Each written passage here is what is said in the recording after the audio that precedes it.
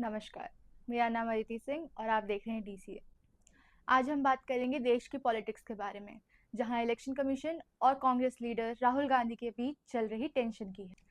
Election commission ने राहुल गांधी के vote चोरी के एलिगेशन का सबूत मांगा है। कमीशन ने कांग्रेस एमपी को एक एफिडेविट बेच के उन आरोपों को प्रूव करने को कहा है, जो उन्होंने पब्लिकली इलेक्शन कमीशन पर लगाए थे।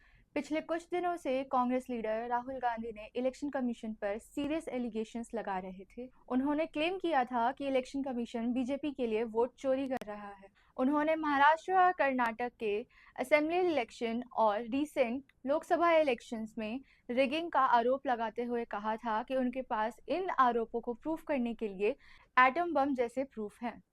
राहुल गांधी के इन एलिगेशंस को इलेक्शन कमीशन ने बेसलेस और इररिस्पॉन्सिबल कहा है।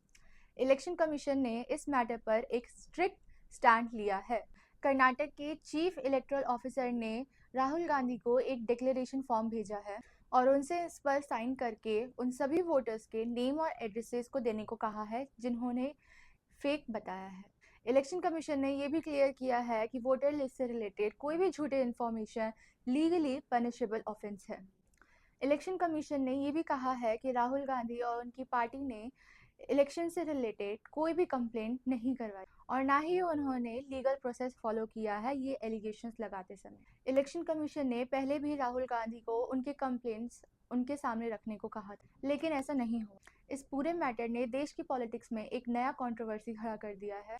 जहां कांग्रेस इन एलिगेशंस पर अड़ी है, वहीं बीजेपी और इलेक्शन कमीशन उनसे प्रूफ की डिमांड कर रहे हैं। अब देखना होगा कि राहुल गांधी इलेक्शन कमीशन का इस लेटर से क्या रिप्लाई देते हैं और क्या वो अपने एटम बम को पब्लिकली रिलीज करेंगे। Thank you for watching our videos.